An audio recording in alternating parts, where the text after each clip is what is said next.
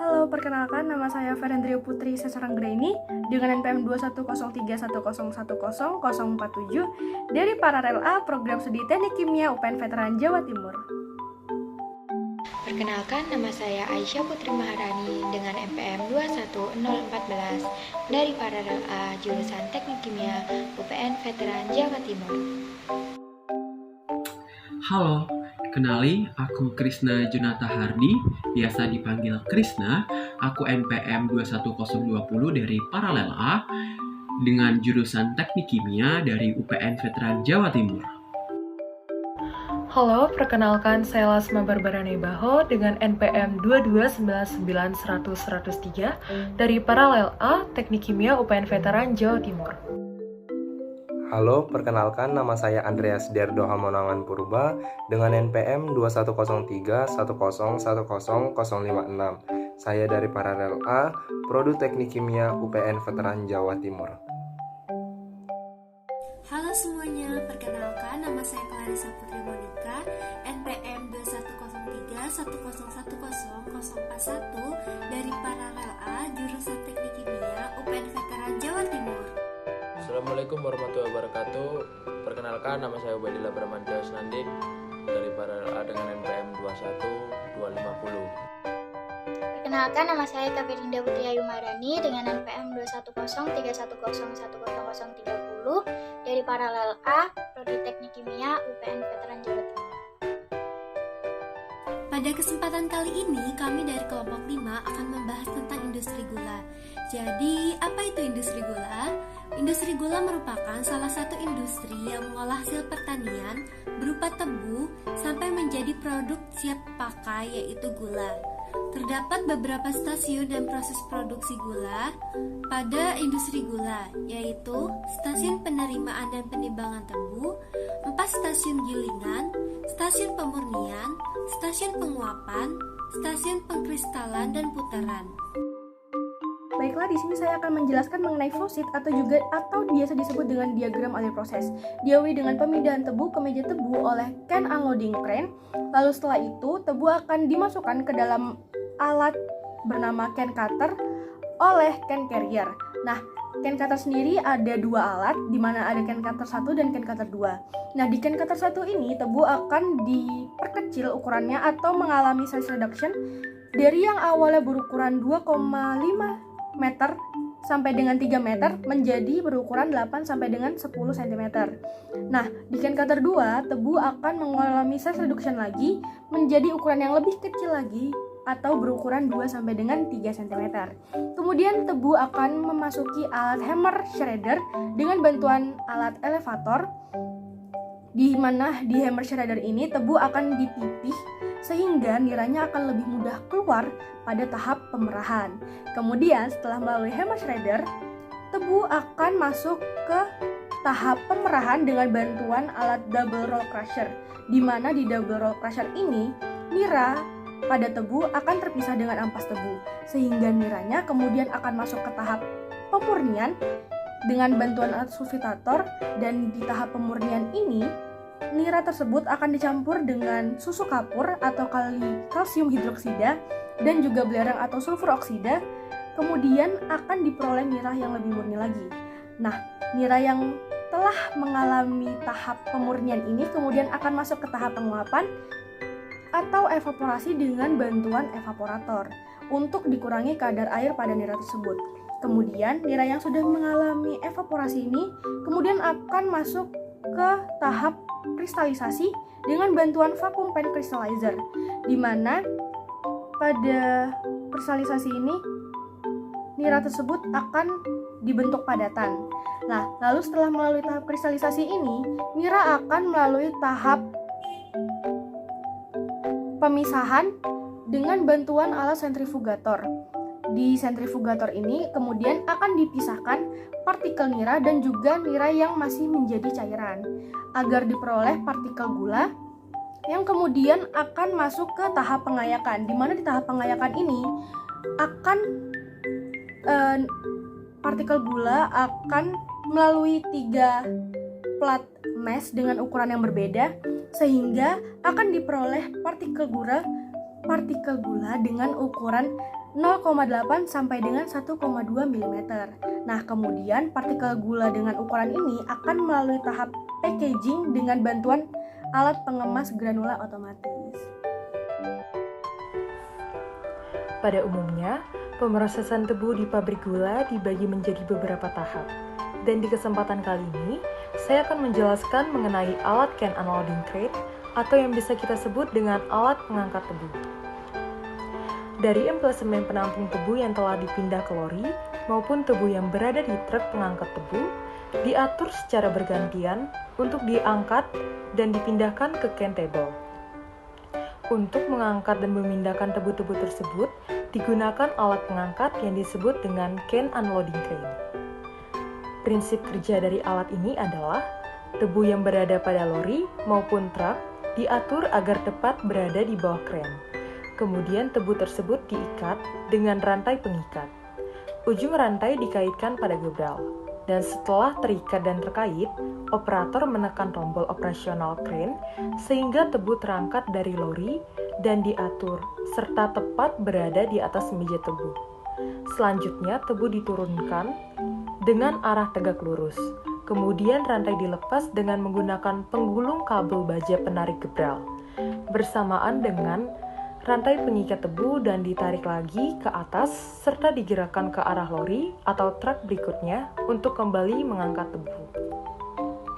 Selanjutnya, fungsi serta alasan pemilihan alat ini adalah can unloading mampu memindahkan tebu dari truk ke meja tebu dengan daya angkat sebesar 7 ton. Untuk kelebihan dari alat can unloading sendiri yaitu mampu mengangkut serta memindahkan tebu dengan daya angkat sebesar 7 ton. Dan alat ini dapat operator menekan tombol operasional crane sehingga tebu terangkat dari lori dan diatur serta tepat berada di atas meja tebu.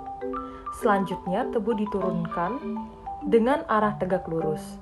Kemudian rantai dilepas dengan menggunakan penggulung kabel baja penarik gebral bersamaan dengan rantai pengikat tebu dan ditarik lagi ke atas serta digerakkan ke arah lori atau truk berikutnya untuk kembali mengangkat tebu. Selanjutnya, fungsi serta alasan pemilihan alat ini adalah can unloading mampu memindahkan tebu dari truk ke meja tebu dengan daya angkat sebesar 7 ton. Untuk kelebihan dari alat can unloading sendiri yaitu mampu mengangkut serta memindahkan tebu dengan daya angkat sebesar 7 ton. Dan alat ini dapat bekerja secara kontinu sehingga lebih irit. Sedangkan kelemahannya adalah alat ini menjadi lebih cepat panas dikarenakan dipakai secara terus-menerus atau yang bisa kita kenal dengan kontinu. Selanjutnya, saya akan melanjutkan alat-alat yang digunakan dalam proses industri gula, khususnya yaitu meja tebu. Tebu yang telah diangkat oleh can unloading crane pada proses sebelumnya akan diletakkan di atas can feeding table atau meja tebu untuk diumpankan ke can preparation melalui alat pengangkut yang disebut dengan belt conveyor. Tebu yang diangkat oleh crane diletakkan melintang di atas rantai peluncur yang terdapat pada meja tebu. Rantai peluncur tersebut berbentuk melingkar di mana pada masing-masing ujung bertumpu pada roda gigi. Roda gigi bagian depan dihubungkan oleh motor penggerak.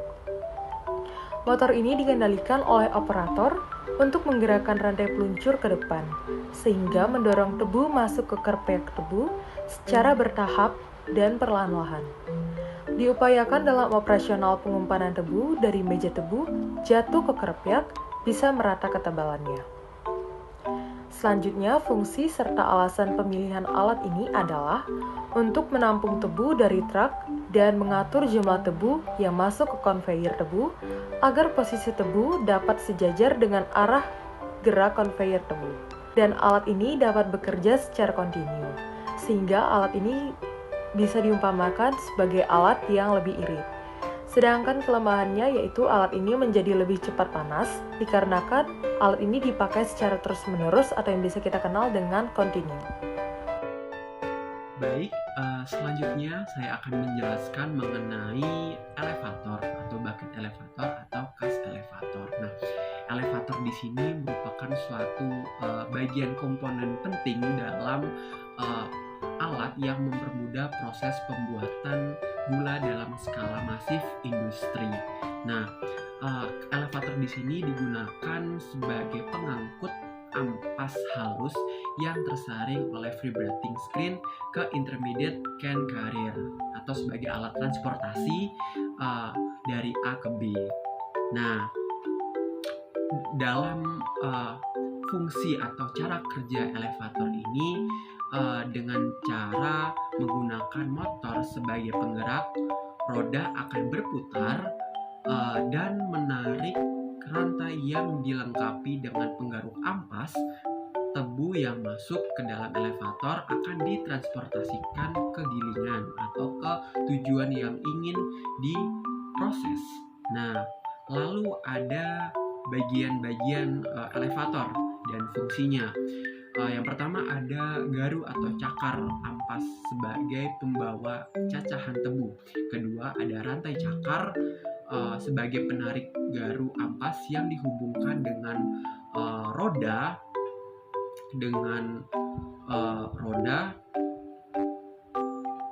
penggerak. Lalu yang ketiga ada bantalan rantai sebagai tumpuan rantai cakar. Keempat ada plat dasar untuk menggerakkan rantai yang dilengkapi dengan garu ampas. Keenam, ini yang terakhir yaitu gearbox untuk mereduksi putaran motor penggerak.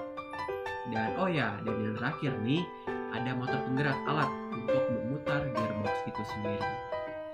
Nah, lalu yang akan saya jelaskan, bucket atau elevator ini memiliki tinggi 4.400 mm, 8.400 mm, dan 10.040 mm. Untuk jumlah bucketnya ini sekitar 40, 32.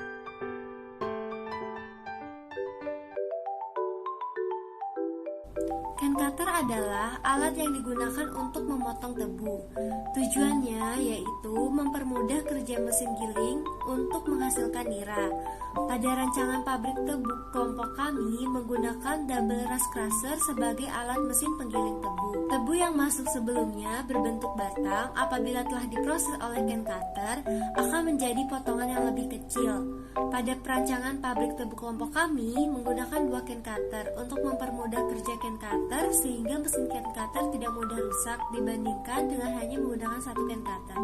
Prinsip kerja dari can cutter ini yaitu sebelum digiling, tebu yang berbentuk batang akan dicacah terlebih dahulu sehingga sel-sel yang ada di dalam tebu terbuka dan mempermudah dalam proses ekstraksi yang disebut sebagai can preparation.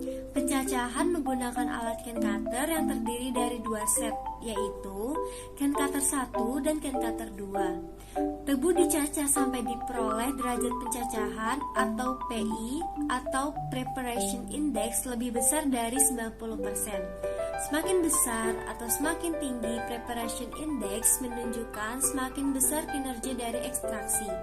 Jadi, pada industri gula kelompok kami, tebu yang sebelumnya berukuran 2,5 meter sampai dengan 3 meter akan dikecilkan ukurannya menjadi ukuran 8-10 cm pada can cutter 1. Dan pada can cutter 2, ukuran tebu akan menjadi 2-3 cm.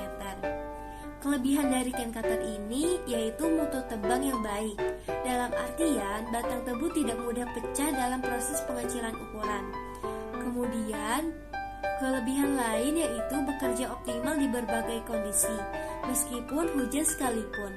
Selain itu, dapat menekan loose skin yang terjadi karena sisa batang tebu semakin rapat dengan tanah, serta meningkatkan pertumbuhan tunas karena mutu keperasan yang baik.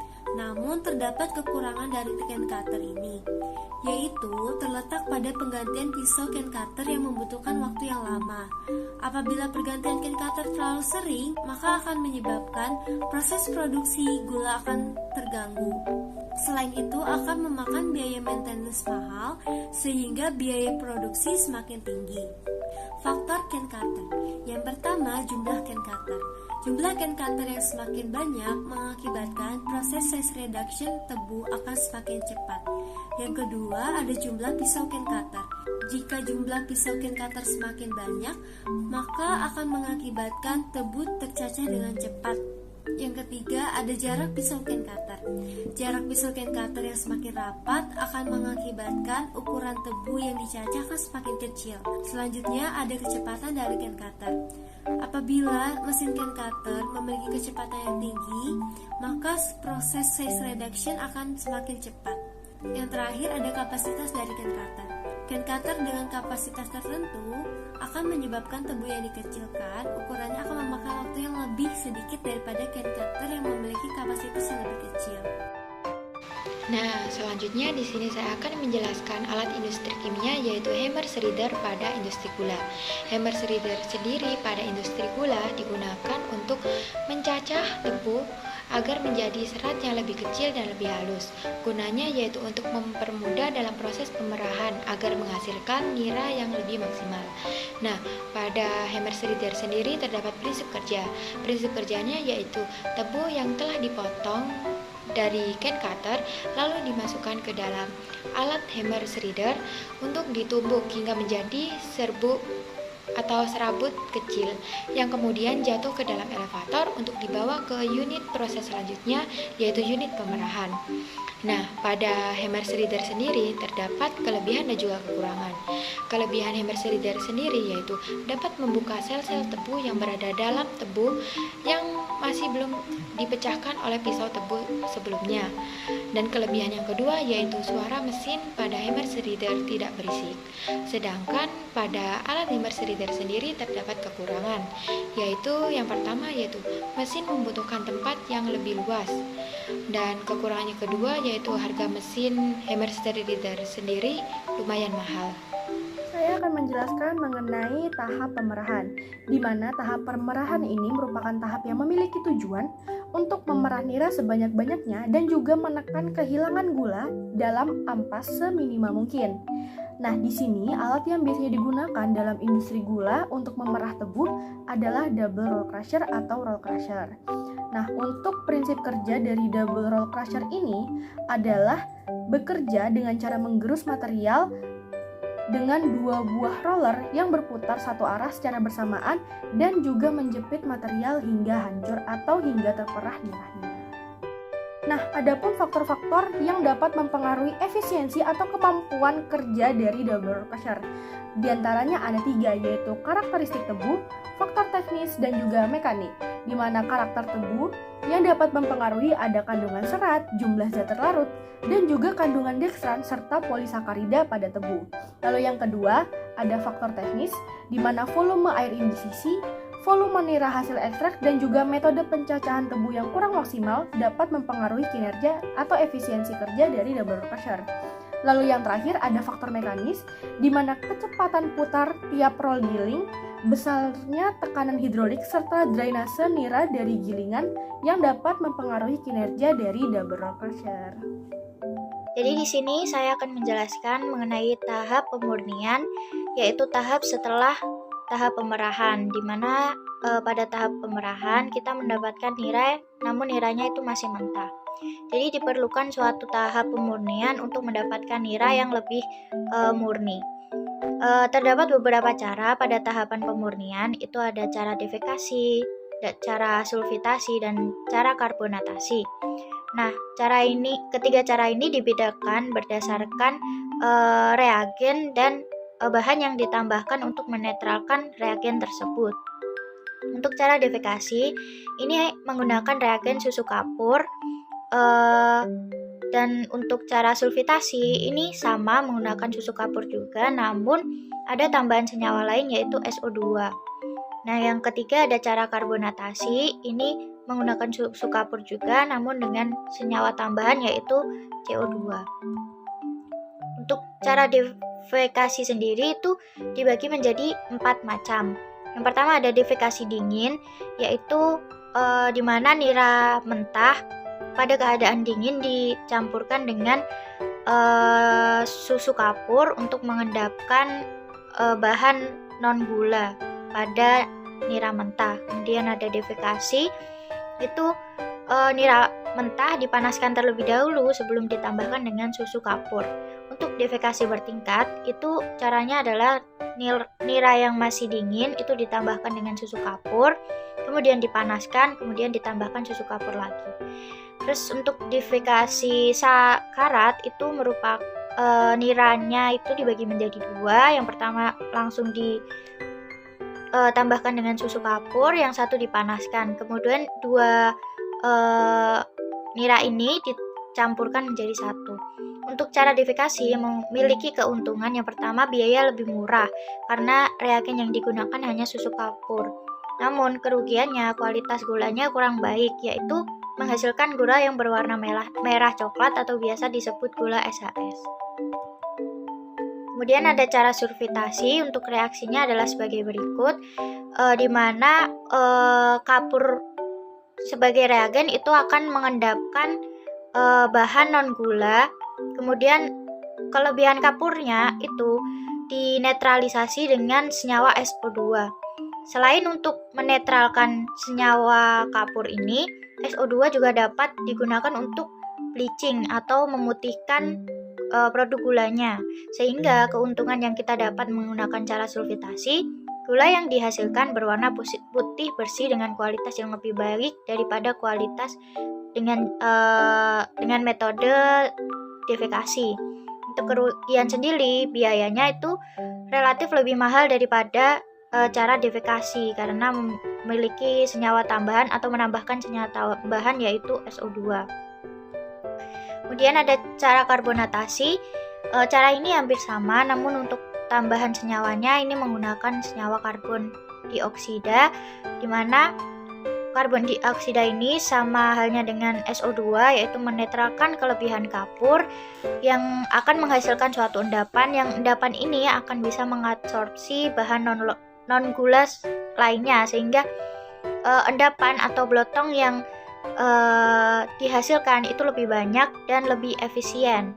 Untuk kualitas gula yang pasti akan lebih baik, dan untuk keuntungannya untuk kerugiannya itu biaya pemurnian relatif lebih mahal daripada cara-cara sebelumnya. Kemudian ada tahap akhir pemurnian. Dari nira mentah tadi yang dimasukkan reagen dan bahan-bahan lainnya, kemudian dimasukkan ke bejana pengendap atau clarifier.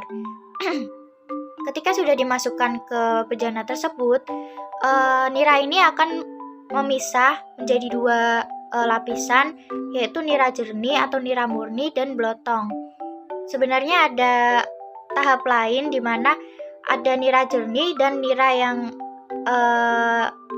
ada mengandung blotong ini masih bisa recycling kembali untuk menghasilkan suatu nira tapis dan blotong. Blotong ini akan dibuang sebagai produk sampingnya.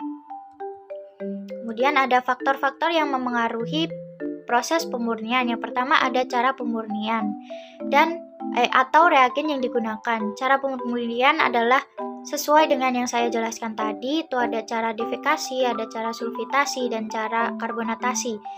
Ini perbedaan dari ketiga cara ini itu ada pada reagen yang ditambahkan.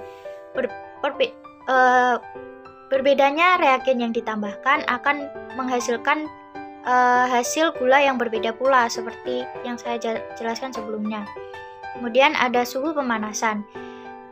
Dengan cara-cara yang saya jelaskan tadi itu memiliki suhu optimum masing-masing, di mana apabila kita menggunakan suhu yang di atas suhu optimum tersebut, maka kemungkinan akan ada terjadinya kerusakan pada gula yang dihasilkan.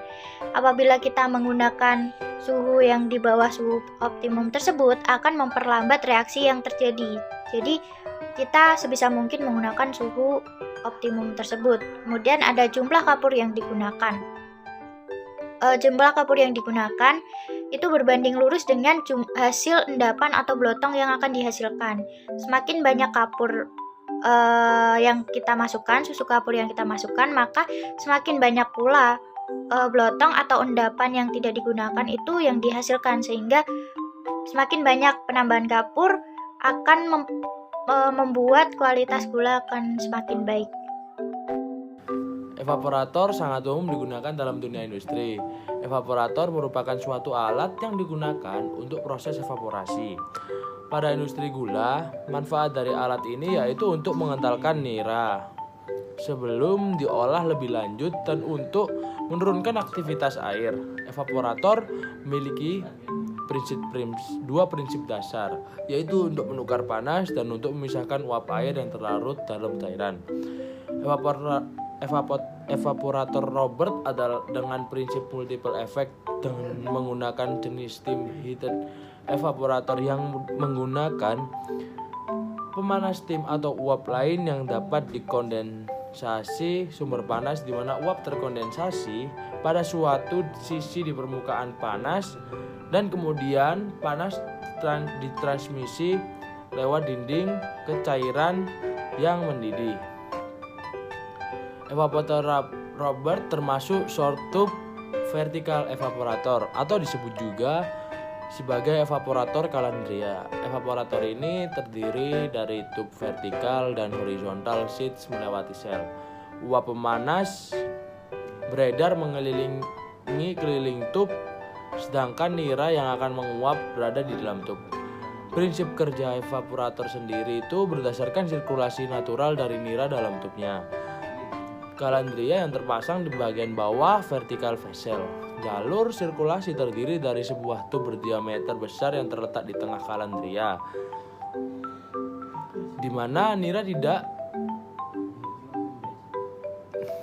terpanaskan, dan tub berdiameter kecil di mana panas dipindahkan dari uap ke nira dan kemudian uap pemanas terkondensasi. Panas yang diberikan ke dinding tub akan mengakibatkan nira mulai mendidih. Gelembung uap menurunkan densitasnya di bawah nira yang ada di tabung sirkulasi. Hal ini menyebabkan adanya buoyancy force dalam kolom tub nira. Campuran nira yang mendidih dan uap akan terangkat sampai di atas upper tube sheet. Komponen dari campuran ini akan terpisahkan oleh gaya gravitasi, di mana nira akan mengalir keluar melalui central tube yang berada di tengah calandria, kemudian menuju tube sirkulasi di bawah lower tube sheet, dan uap akan keluar dari bagian atas evaporator Robert. Siklus ini merupakan siklus sirkulasi secara lengkap yang terjadi di dalam evaporator Robert. Pemanasan secara intensif dan meningkatkan sirkulasi dari perpindahan panas. Di sini saya akan menjelaskan mengenai alat, yaitu vacuum pen. Sebelum itu saya ingin menarik mundur mengenai tentang vacuum pen ini apa sih. Nah, vacuum pen ini kita tarik garisnya. Ini adalah suatu proses, yaitu kristalisasi, di mana pembentukan kristal gula sebelum dilakukan kristalisasi dalam pen masak atau kristalizer, yaitu di mana tempat nira pekat hasil dari penguapan dipanaskan terus menerus sampai mencapai kondisi lewat jenuh. Nah, sehingga timbul kristal gula, sedangkan campuran nira kental dan kristal gula disebut dengan mesquite. Nah, sebenarnya dari jenis kristalizer ini banyak digunakan pada industri gula. Proses kristalisasi gula yang terjadi di dalam suatu pen, vacuum pen masak, yang proses kerjanya ini dilakukan pada keadaan vakum atau hampa tanpa ada udara. Nah, di samping itu proses kristalisasi dapat dilakukan baik dengan single effect maupun multi effect. Nah, kondisi vakum dimasukkan agar nira diperoleh tidak rusak. Nira digunakan ialah nira yang mana kental, yang mana kondisi vakum dimasukkan agar nira yang diperoleh tidak rusak. Nah, nira yang digunakan ialah nira yang kental, yang merupakan bahan baku proses kristalisasi.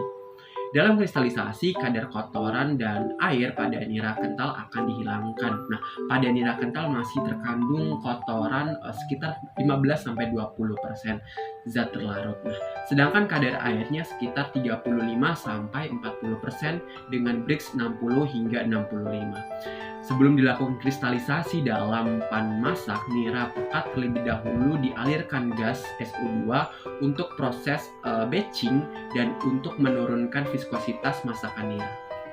Nah, langkah pertama dari proses kristalisasi ini menarik masak nira pekat untuk diuapkan airnya sehingga mendekati kondisi jenuhnya. Dengan pemekatan secara terus-menerus, koefisien kejenuhannya akan meningkat. Pada keadaan lewat jenuh, maka akan terbentuk suatu kedalam gula, ke dalam pan masak, kemudian melakukan proses pembesaran kristal. Pada proses masak inilah kondisi kristal harus dijaga, jangan sampai larut kembali ataupun tidak beraturan. Nah, dari alat ini sebenarnya memiliki kelebihan dan kekurangan nih. Yang pertama, kelebihannya sendiri, kristal yang dihasilkan itu memiliki ukuran yang wajar dan cukup seragam agar proses filtrasi, pencucian, pelaksanaan reaksi lebih mudah. Kedua, proses kristalisasi dapat dilakukan baik dengan single effect maupun multi effect. Dan ketiga, industri lebih untung dikarenakan vakum pen crystallizer kerja secara kontinu atau secara terus-menerus sehingga alat lebih efisien dan murah.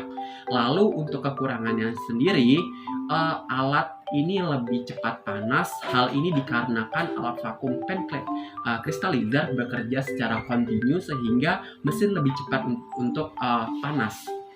Nah, lalu yang kedua ini memiliki daya listrik yang cukup tinggi. Mungkin itu saja yang bisa saya sampaikan tentang kristalisasi untuk alat vakum pen.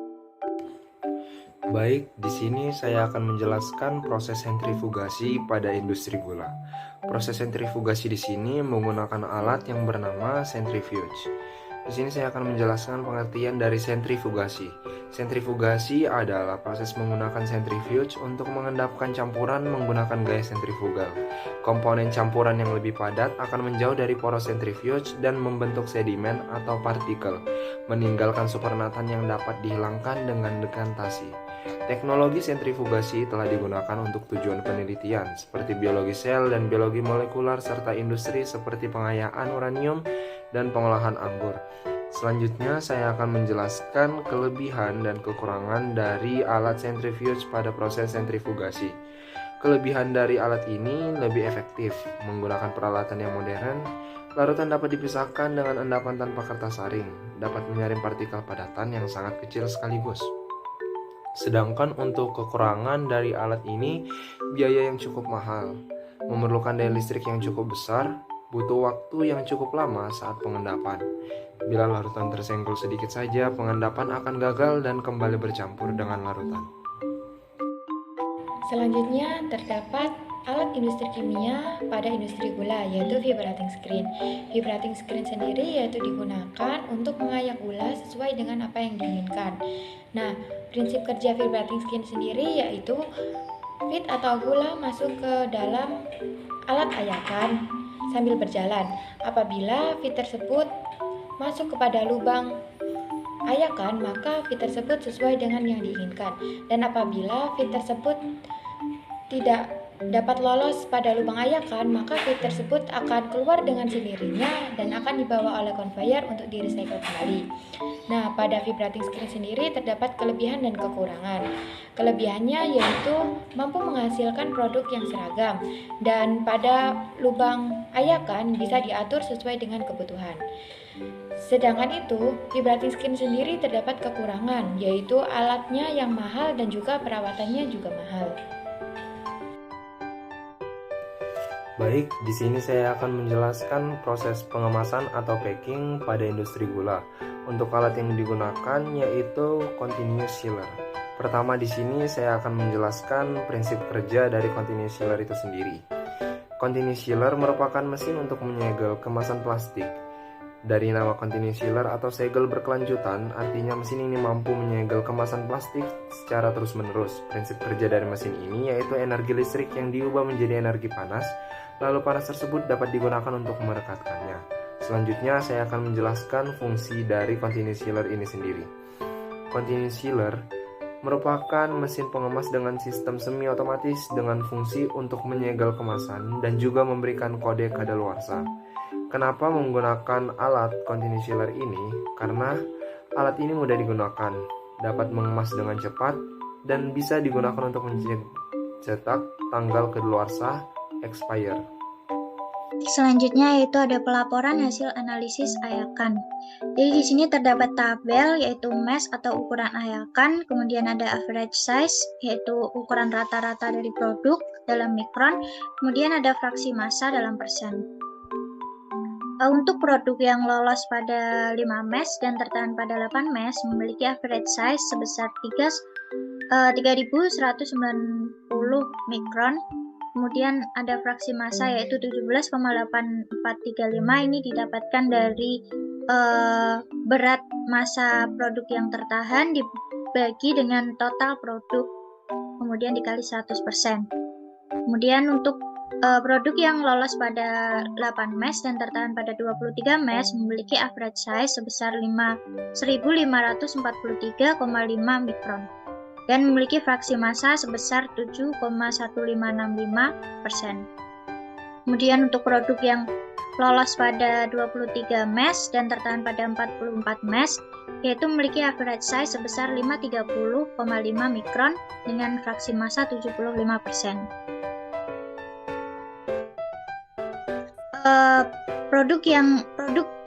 Produk hasil akhir ini merupakan produk yang tertahan pada ukuran ayakan 44 mass dengan average size sebesar 530,5 mikron. Hal ini dapat dilihat dari grafik yang telah kami buat, yaitu di mana grafik tertinggi atau puncak dari grafik menandakan bahwa produk ini memiliki fraksi massa sebesar 75% dengan average size sebesar 530,5, dan ini titik puncak ini menandakan bahwa produk tersebut ada pada ukuran 44 mass. Kemudian berikut adalah perhitungan yang lebih jelasnya, di mana produk yang tertahan pada 8 mass itu sebesar 3,5687 ton dengan fraksi massa yang tertahan 17,8435. Ini dihasilkan dari 3,5687 ini dibagi dengan 20 dikali 100%. Kemudian samping ini yaitu kumulatif itu hampir sama dengan perhitungan yang sampel.